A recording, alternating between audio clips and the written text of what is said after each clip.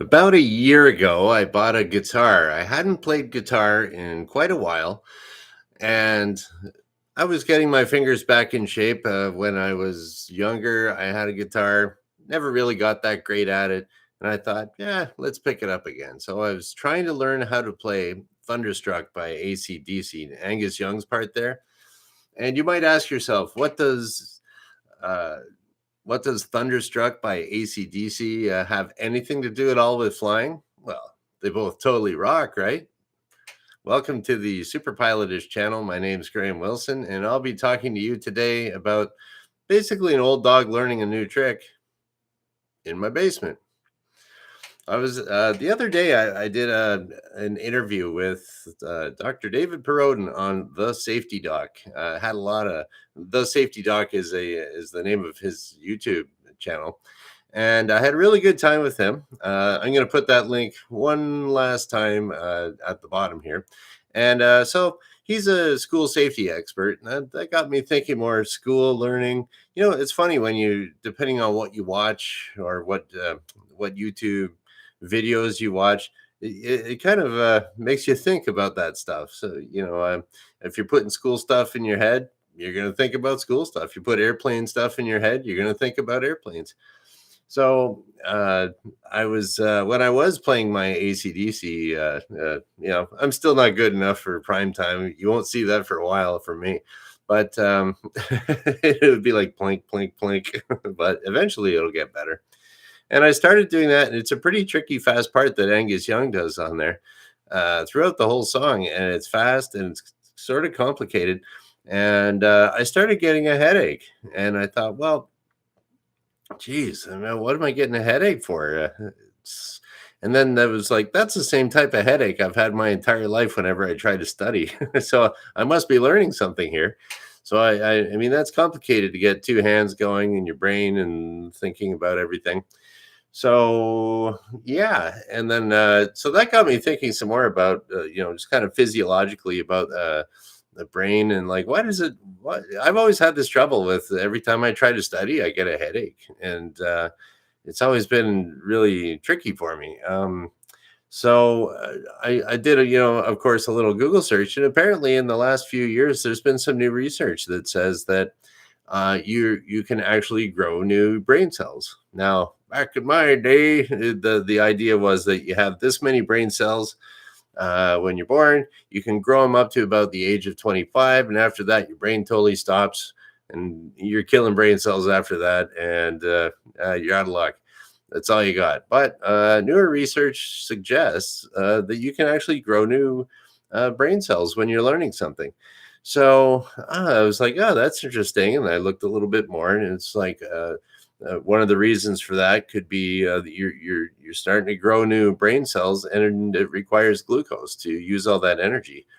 And because glucose is like a sugar, so it turns into energy. And so yeah, so that was kind of like why I got a headache for that. And I was going to talk today about um, okay, so that was one of the things that me, as an older guitar player, is I was encountering. So a little bit of a headache. You might get that if you were trying to learn how to fly. I haven't really heard of people doing that when they're actually in the airplane. I think they're so pumped up when they're flying that they don't get headaches or anything like that. But I have heard that there's a whole lot of people that are very smart, very accomplished people, and hey, we got a couple of people in the chat. Hey, Safety Doc's here. Hey, Doc, and Jordan too. There was no sip today in the basement, Jordan. But oh well. What do we got here? Huh. That's an interesting little fact there, Doc. So yeah, what was I going to say? It's so cool having this chat. So yeah, so these people and I heard it from multiple people. So I think and I have taught a lot of older people how to fly. And so this one guy in particular, he was a teacher out of school, and he said to me, he said, Graham, I have 3 degrees, and the stuff I'm learning for ground school is the hardest stuff I've ever had to learn. And then the same thing from another guy. He's like, I have a BA, or no, he had a physics degree, so he was a smart guy. He got a bachelor in science and physics, and I got a bachelor of education and a master's of education, and this is the hardest stuff I've ever had to learn. So, I mean, I've heard that from a couple guys, and like I mean, they're dedicated. They got their licenses and everything. So, I was thinking, when I went back to school at the ripe old age of 32 after being a machinist for a little while, and I thought, "Oh, I'm going to learn how to fly." So I actually went to college. I'll tell you, just kind of my old at 32 seems pretty young for me now, but still, if you're out of school and you're not used to using thinking in that way, it can be pretty difficult to get back in the swing of things. So what I did was, okay, I made it an effort. That Okay, I knew I'd be getting headaches and stuff like that when I was studying, but I figured no matter what, I'm going to motor through and just do it and treat it like a job. Now that's the advantage you have if you're a little bit older, and you're learning how to fly, is that maybe you've worked somewhere and you've got a bit of a work ethic there, which I never had when I was a teenager. So and so if you kind of treat it like a job, okay, my job is to go 9 to 5 doing this, and my part-time job is from 6 o'clock till 8 o'clock after dinner to study for my flying. And you just get in the routine. That's your job. Monday to Friday, that's your job, or whatever, however you want to develop your little study routine. So I was like, okay, I'm gonna treat this like a job. And I mean, I had headaches at work too, because if you're a machinist and you got like some really complicated job you're working on, and you can't mess it up, you get fired. So your livelihood and the food in your belly depends on how well you can do it. Machinist can be a pretty stressful job. But it was like through that, I was like, okay, I can motor through this headache of thinking of what do I do here and then here next, and cut this, mill that. And so when I was all ready for that, went to school, and I thought, okay, I'm going to get in a great routine right away. If you're in university right now, okay, party time's over. You've had your 2 weeks of fun. Hit the books. If you don't do it now, you're done. So that goes for college too, university. And yeah, so I sat down to do some math, and the math that was there in the very first year of college was really simple at first. Just basically kind of a review of like high school math and grade school math almost. It was like, okay, here's your first homework. Do multiply and divide these big numbers, not using a calculator, and here's some exponents. Okay, so, Bolo, yeah, I'm just gonna keep, like most people that are really professional on YouTube, they save all the chat stuff till the end. But Bolo just came in here, and it's the first time I've seen you here, so welcome and thanks for subscribing. So, anyways, I was doing this one math problem, and it was like, okay, I'm going to divide this sort of big number into this sort of big number. Who cares? Piece of cake, right? Just division. You've been doing that since what, grade 2, maybe 3? And then so I was going through it, and then I got the wrong answer. I'm like, what is okay? Let's try it again. So I do it again. Check the back of the book. I got the wrong answer again. So it's like, oh, come on, man. It's like, what's going on here? Like, this is simple, like grade 2 math, and here I am 32 and I can't do this. Like, how am I going to learn how to fly? Is there something wrong with my head? So what it was just that I checked, and it's like, I wrote down the question wrong to start off the mathematical problem.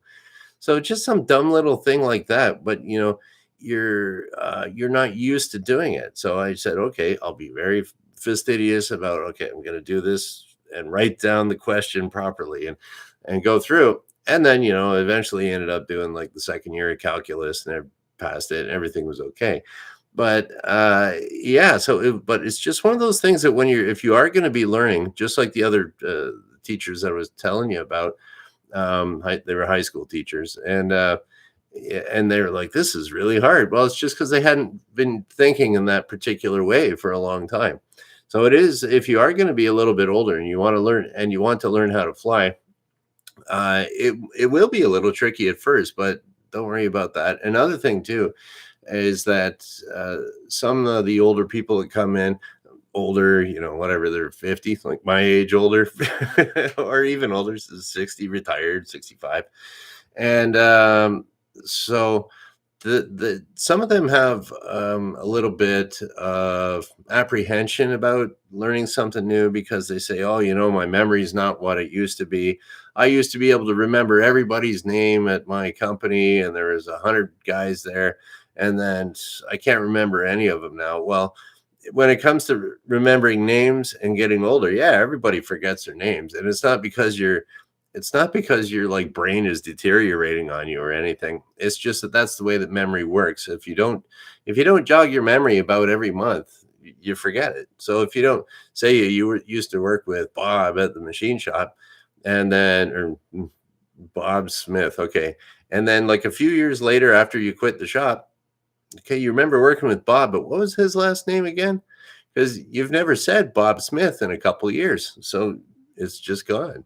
So if you have to jog your memory, generally about every month, you stay right on top of things. So if you're worried about that, if you're going to learn how to fly, don't worry about it. Just it's totally natural to forget anything. If you don't if you don't use it, you lose it, I guess, right? But you can also regain some brain cells too, according to recent studies, and I would tend to believe that too. Okay, what else can I show you here? Here's another thing that maybe uh, and this is one of the things that the older students had a problem with, was like another guy that I can think of that comes to mind. He was saying that he had such a hard time. He'd done lots of training with work. He was involved with, I believe it was like worker safety, and what was it? Like different chemicals and workplace hazardous materials training, and you're always doing up workshops and this and that, and they're always changing rules.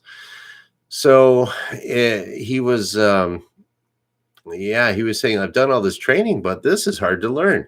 And it was like, usually the training you do is like they kind of pack it in, it's all fresh in your mind. You do a multiple choice test, there you go, you're done, you forgot it, now you're qualified. But one of the things that I suggest that a lot of people have forgotten about, that you have to actually memorize things when you're learning how to fly. And maybe depending on, like if you got a physics degree, you don't have to memorize specific little nitpicky things. You can figure out how to manipulate the equations and do this and this. You have to remember the rules, but after practice, you get that. So what I did, my little tip for people that want to memorize anything, is you go down to your local Staples or Office Depot and you get yourself some index cards. So here we go. Got my index card here. It's got little, I think that in the old days they called them recipe cards. All your moms and grandparents would write the recipes on this and then keep it in a little box, a little recipe box. But they still sell these index cards, and you get a pack of, I don't know how many. I've used these. I used a whole bunch just last year when I was writing my airline transport license tests, and I had to memorize a bunch of stuff for that. The old cards came in handy. So now this might be old school. I don't know. You might remember this from grade school or high school or something, but maybe you don't know how to memorize things. So there's some people that they can just kind of squeak through in school, and they never really have to do much work. They can hang out, fall asleep in the back of the class, and end up getting a C, and who cares, right? But so I'm going to I'm going to actually demonstrate how to use the proper way to use these flashcards to remember things, to memorize things. So what you do now, I've already written a few things on here. This has to do with meteorology for airplanes. There's certain little things like, okay, here we go. Just for example, if I showed this to you and you see like a minus RA, what does that mean? Wrench probably knows that. Yes. Any question? Any? Oh, you wrench your hands up. Yeah. So no. Okay. So what that means is, oh, I don't know. And then you turn it around, you got the answer. Light rain. Okay. The little minus means light. RA means rain.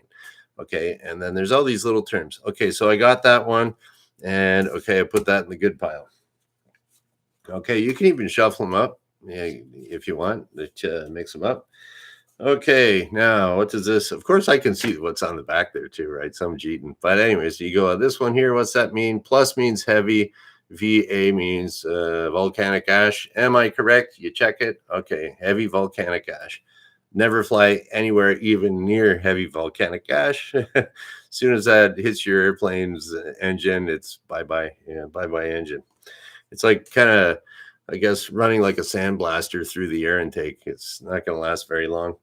Okay, and then so we got this one here. What's that? BC. What does that mean? Hmm. And then you think, I don't know. What is it? Oh, that's right. It means patches. Okay. Well, I didn't get that one. I'll throw that in the I didn't get it pile. Okay. What else we got here? SKC. Oh, that's an easy one. Sky clear, right? Then you check it. Oh, yep, it is sky clear. Okay, I got that one. Now here's a weird one. Freund. What the heck does Freund mean? I don't know. What is it? You check it. Oh, it means frost on indicator. So that would be, you'd see in a little weather report that says Freund. No one ever knows what Freund is. That's a weird one. So you can probably count on that being on your test because it's weird. And okay, so I didn't get that one. I throw it back in my I didn't get it pile. All right, here we go. So this and this, if and you'll go through this, and eventually you'll get a whole stack of things that you have to learn, and eventually you just narrow it down to the I didn't get it pile, and you kind of make it more efficient that way. And then you think, okay, how, and then okay. Freund, where's my Freund? Okay, Freund, that's a weird one. Frost on indicator. Okay, I got that. Let's put that back in there. And then it's like BC. Oh, what's that? Oh, I still didn't get it. What is it? Oh, patches. That's right. So then you think about if there's this one that you're always stuck and you always get it wrong, then you got to play little mind games with yourself to try to remember it. So with this one here, I always had trouble with BC, but like where if you're working in a shop, there's usually somebody around that has a weed patch out in the bush or something like that. So, hey, you're gonna go check the patch this weekend, So I don't know. Now it's legal; you can have it in your backyard. But back in the day, everyone had their little illegal, weed patch out in the county or out in the bush or wherever in the countryside. So, and I was thinking at the time, BC Bud was a really popular strain of weed. So I was thinking, BC. And I thought, BC weed patches. Patches. There we go. Okay. And then I remembered it. So there's a little tip. Whatever works. And then you also have to kind of keep on top of it. Like I said, if you don't jog your memory within a month, it's gone. Ideally, you do it more than that. And there's actually a curve of remembering it. It's kind of drops off after a couple days, and then a week, and then 28 days. But I won't get into that today. But suffice to say, yeah, you can teach an old dog new tricks. And if you want to actually learning how to fly, you'll have to actually memorize lots of little things. There's a technique for you to do it. There's also a lot now with technology. There's a lot of apps out there, and that's where I would say if you talk to your flight instructor, if you're learning how to fly, ask your flight instructor about some learning apps that they might want to recommend. I've had a couple that are pretty good. I'm not going to give any links here because these ones worked for me for most of my students, but I wouldn't really recommend it to like, here's the entire world. And, somebody's learning how to fly over in England right now and they start to learn a bunch of Canadian stuff and they get it wrong. So I wouldn't want to do that. But yeah, so there we go. That's about it for today. Can you teach an old dog how to learn new tricks. Yes, you can. All right, so there we go. That's my little spiel there. And now I got so much chat here. This is kind of cool. I'm gonna go back and see if I can go scroll back and just like all the pros do on YouTube and see if there's any questions here that I can answer. Da, da, da, da, da. Let's see. Oh, Solitude Surfer is in here too. I don't think I've seen you in here before, so welcome. Or were you in here the other day? I forget. Anyways, but Solitude Surfer, thanks for subscribing recently. I saw that. I appreciate it. Okay. Oh, Jordan B took off. Okay, very good. Okay. Ranch is asking, do you do glass cockpit now? This was a little bit, I don't know if it's showing up on your screen, but yeah, do I do glass cockpit? I haven't really done that much glass cockpit flying. Where I used to work, we all had, as they call the old steam gauges, just regular dials and stuff like that. It's transitioning to a glass cockpit it takes a little bit of getting used to, but it's really not too bad because you're always looking for the same information. You're going to come in and when you're coming into land, you're looking at that airspeed left and right. When you're flying level, you're looking at your altitude. So it's just a little bit different. I've done flight tests on a few planes that had that. It was a DA-20 Diamond Katana. I've done a few flight tests on those airplanes that have the glass cockpit, and it looks a little, it looks look a little different, but it's easy enough to figure out. Okay, and what else we got here?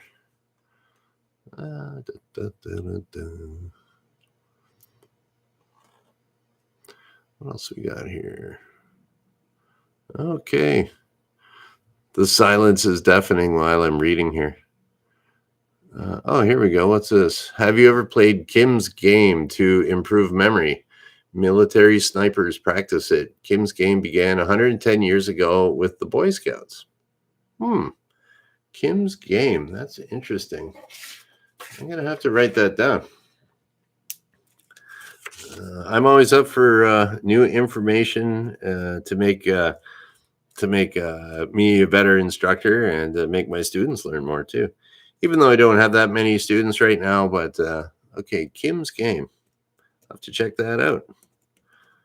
All right. Thanks for the tip there, Solitude Surfer. And what else we got here? Okay. And then Bolo, is VHF lingo like Alpha Delta still used? Yep, that would be AAD. That whole phonetic alphabet, I did a video on that. It's called, I think it's called Phonetic Alphabet, Learn It Fast. And Katana really quiet inside.